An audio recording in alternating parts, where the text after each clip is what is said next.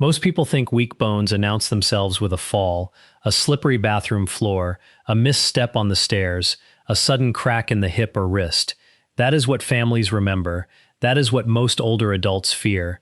But after the age of 60, bones usually do not begin failing with a dramatic moment. They begin failing quietly, gradually, invisibly, long before any fracture ever happens. They weaken at the dinner table, in the grocery cart, and very often in the meal almost nobody takes seriously enough: lunch. And here is what surprises many people when they finally learn this. The problem is often not just what they are eating too much of, it is what they are not eating enough of in the middle of the day. Not enough protein, not enough of the raw material the body uses to help maintain muscle, support balance, and preserve the structure that keeps bones resilient. After 60, that gap matters far more than most people realize, because bones are not dead sticks inside the body. They are living tissue. They are constantly being broken down and rebuilt. And once you get older, that rebuilding process becomes slower, less efficient, and much easier to undermine. Today I want to show you 3 protein-rich foods that deserve a permanent place in your lunch rotation if you are serious about keeping your bones stronger for longer. Not miracle foods, not trendy powders, not expensive anti-aging gimmicks. Just 3 practical foods that are easy to find, easy to eat, and backed by solid nutrition logic. And by the end, I will show you the simple lunch formula that makes these foods work even better. Stay with me, because this is not really about lunch. It is about independence. It is about keeping your balance, your mobility, your confidence, and your ability to live life on your own terms. Here is something many people over 60 never hear clearly enough. The body does not use protein only for muscle. Protein is involved in the structure of bone itself, and it also supports the muscle strength that helps prevent falls in the first place. That matters because one of the fastest ways older adults lose independence is not through a major disease diagnosis that everyone sees coming. It is through a fracture, a fall, a recovery that takes longer than expected, a hip that never fully feels the same again, a back that starts to curve, a fear of walking outside alone. And once that cycle begins, it is not only the bone that suffers. Activity drops, muscle declines, appetite changes, confidence shrinks, the world gets smaller. That is why weak bones after 60 are never just about bones. They are about the entire architecture of daily life. Now here is the hidden mistake. Many older adults believe breakfast is small, dinner is family time, and lunch can be whatever is easiest. A little toast, some tea, maybe a small bowl of something light, maybe fruit and crackers, maybe nothing at all. That sounds harmless. It is not. When lunch becomes nutritionally weak day after day, protein intake often ends up too low or too unevenly distributed. And that matters because the aging body is not as forgiving as it once was. It does not respond to tiny scattered amounts of protein the same way a younger body can. It needs clearer signals, more consistent intake, better quality choices. Think of it this way. If your bones and muscles are a house you are trying to maintain, then protein is not the paint on the wall. It is part of the repair crew. If the repair crew keeps showing up late, underfed, or not at all, small damage stops getting fixed the way it should. Nothing dramatic happens that day, or that week. But over time, the structure changes, quietly. That is exactly why lunch matters more than people think. So let us start with the first food, and for many people, it is the most powerful one to add because it does more than one job at the same time. The first food is salmon, especially a lunch portion that is easy to repeat, whether that means fresh salmon, leftover baked salmon, or even canned salmon, and in some cases canned salmon with soft edible bones. Most people hear salmon and immediately think of heart health, and that is fair. But for older adults concerned about weak bones, salmon deserves attention for another reason. It is a high-quality protein source, and depending on the form, it can also contribute nutrients that matter for bone support, including vitamin D and, when bones are included and eaten, calcium. That combination is unusually helpful. Here is why. Bones do not simply need calcium dumped into the body. They need a nutritional environment that helps the body use what it gets. Protein matters in that environment. Vitamin D matters. Overall meal quality matters. And salmon gives you an efficient way to raise the quality of lunch without making lunch feel heavy. A lot of people over 60 tell themselves they do not want a large midday meal because it makes them sleepy. I understand that. But adding a real protein anchor to lunch is not the same thing as eating a giant plate. In fact, one of the smartest ways to make lunch more bone-friendly is not to make it bigger. It is to make it better built. A salmon lunch can be surprisingly simple. Flaked salmon over a salad, salmon with vegetables and a small serving of rice, a salmon sandwich on whole grain bread, even canned salmon mixed with yogurt or mustard and served with chopped vegetables. The point is not perfection. The point is consistency, and there is another reason I like this food in this kind of script. It corrects a dangerous nutrition pattern in older adults, the light, low-protein lunch that feels healthy but does not actually do enough. A plate of lettuce with almost no protein is not a strong lunch. A few crackers and fruit is not a strong lunch. Soup with little substance is not a strong lunch. But when salmon is on the plate, lunch starts becoming structurally useful. It starts helping the body maintain something instead of merely getting through the afternoon. Now let me ask you something directly. When was the last time your lunch contained a serious portion of protein? Not a bite, not a garnish, a true center of the plate source. If you have to think hard about the answer, that tells you something important already. Now, the second food may surprise some people because it is often thought of as a breakfast item, a snack, or something people only eat when they are dieting. But for bone support after 60, it deserves far more respect than it gets. The second food is Greek yogurt. Plain, unsweetened if possible, or at least lower in added sugar. Greek yogurt is useful because it brings together three things older adults often need more intentionally: protein, convenience, and calcium. And that combination matters because the best nutrition habits are not just good on paper, they are realistic enough to repeat 3 or 4 times a week without friction. That is where Greek yogurt shines. It does not require cooking. It does not require chewing through something tough. It can work in a savory lunch bowl, not just a sweet one. It can be used as a base, a side, or even a replacement for less nutritious creamy dressings. Most importantly, it helps solve a very common aging nutrition problem. Appetite becomes less predictable, but nutrient needs do not disappear. In fact, they often become more important. Many older adults eat less overall than they used to. That means every meal has to work harder. And when every meal has to work harder, low-effort, high-value foods become extremely valuable. Greek yogurt is one of them. You can pair it with chopped cucumber, herbs, and chickpeas. You can add it beside a lentil soup. You can use it in a salmon bowl. You can mix it with crushed walnuts and a few berries if you prefer a lighter lunch.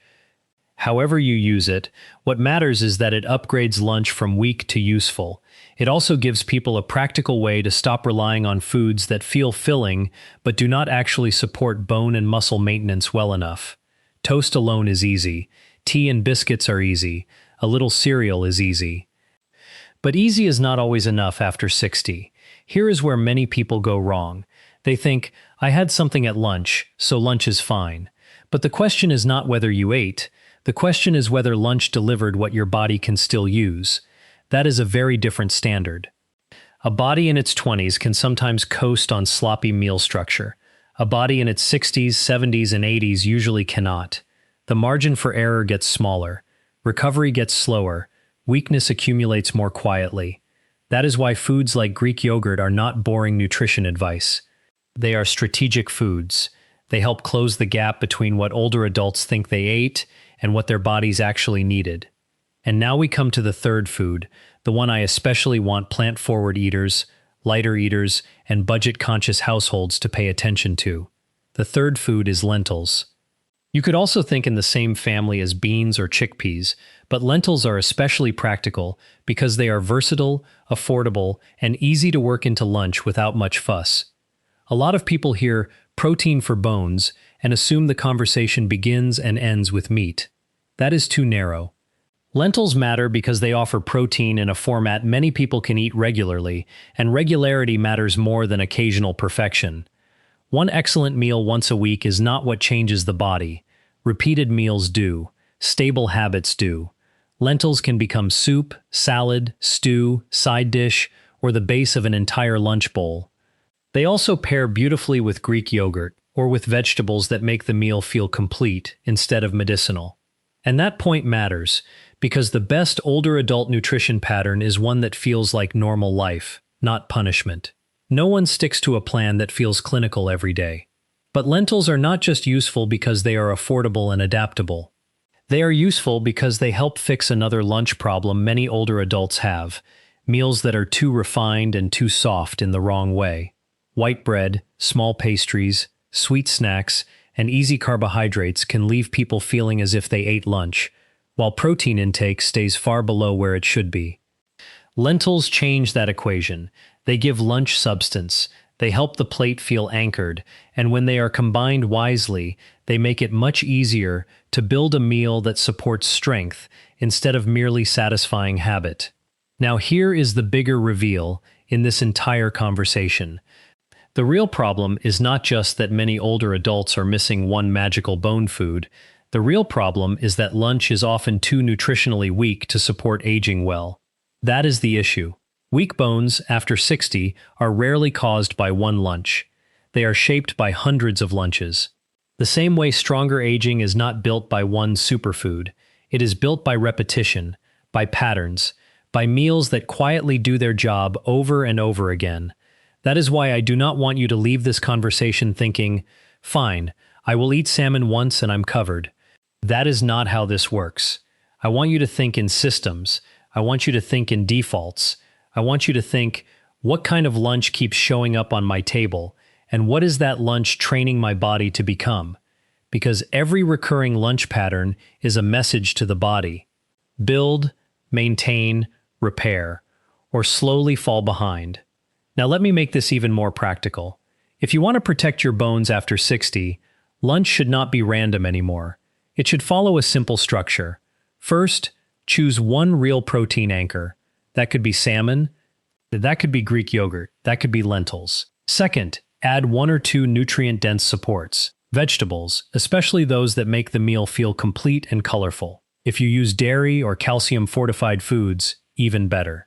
Third, stop treating lunch as a nutritional afterthought. That shift alone can change more than most people expect, because once lunch improves, several other things often improve with it. Afternoon energy becomes steadier, evening overeating may ease, protein intake becomes more evenly spread through the day, and that last point is especially important. Research in older adults suggests that protein is not just about total daily intake. Distribution across the day matters too. In other words, if nearly all your protein arrives late at dinner, you may be missing a valuable chance to support your body earlier in the day. This is why the title of this script matters. Add these foods to lunch, not just to life in general, not to your grocery list in theory, to lunch specifically, because that is where so many people have the biggest gap, and once that gap closes, the body has a better chance to keep up with the work of aging. I want to pause here and speak to you honestly. A lot of bone-related advice online is either too vague or too magical. One side says, just eat healthy. The other side says, this one powder, this one supplement, this one hidden hack will fix everything. Real aging does not work that way. Real aging is quieter than that, more practical than that, more repetitive than that. Stronger bones after 60 usually come from doing ordinary things better for a long time. More protein, where it was missing, better meal structure, enough calcium from smart sources, adequate vitamin D where appropriate, physical activity, balance work, resistance exercise, medical follow-up when needed. It is not a glamorous answer, but it is the answer that holds up in real life, and that is why I like these 3 lunch foods so much. They are not dramatic. They are usable. They can fit into a normal week. They can survive real schedules, real appetites, and real budgets. Now imagine 2 different lunch patterns over the next year. In the first pattern, lunch is mostly random. Toast, tea, soup with very little substance, crackers, fruit, maybe skipped entirely. In the second pattern, lunch repeatedly includes salmon, Greek yogurt, or lentils in some form. Not every day perfectly, but regularly. 2. Consistently. Enough to matter. Which pattern do you think gives the body a better chance to maintain muscle, support balance, and preserve the framework that keeps life independent? The answer is obvious when you say it out loud, but it is easy to miss when you are living on autopilot. That is why this matters, not because the information is complicated, but because it is simple enough to ignore, and the simple things people ignore for years are often the things that shape aging the most. So let us bring everything together in a way you can actually use, starting this week. Food number 1, salmon, because it gives you high-quality protein and in some forms, helpful bone support nutrients in the same meal. Food number 2, Greek yogurt, because it is convenient, protein-rich, calcium-friendly, and easy to repeat without effort. Food number 3, lentils, because they are affordable, adaptable, and powerful enough to upgrade lunch from weak to solid. That is the list. 3 foods. But I do not want you to just remember the foods. I want you to remember the principle behind them. After 60, lunch has to do more than fill time between breakfast and dinner. It has to contribute to strength. It has to help preserve the body you still want to rely on 5, 10, and 15 years from now.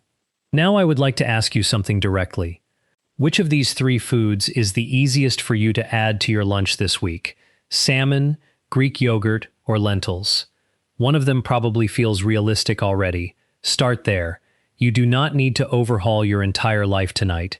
You need one repeatable upgrade, one better default, one lunch that starts showing up often enough to matter. And if this message helped you see lunch differently, share it with someone over 60 who still thinks weak bones are only about calcium tablets or bad luck. Because in many cases, it is not bad luck at all. It is information people never received clearly enough, early enough, or often enough. One final thought. Nothing in this video is a substitute for personalized medical care. If you have osteoporosis, kidney disease, digestive problems, unexplained weight loss, trouble chewing, or a medical condition that affects what you can safely eat, talk with your physician or a registered dietitian before making major dietary changes. That is not just a disclaimer. It is the smartest way to turn good information into the right plan for your body. But if your lunch has been weak, light, or protein poor for years, take this seriously. The plate you build in the middle of the day may be shaping far more of your future than you realize. Start with one food. Repeat it. Build from there. Your bones may be quieter than your muscles, quieter than your appetite, quieter than your daily routine, but they are responding all the time. Give them better material, and over time, you give yourself a better chance to stay strong, steady, and independent.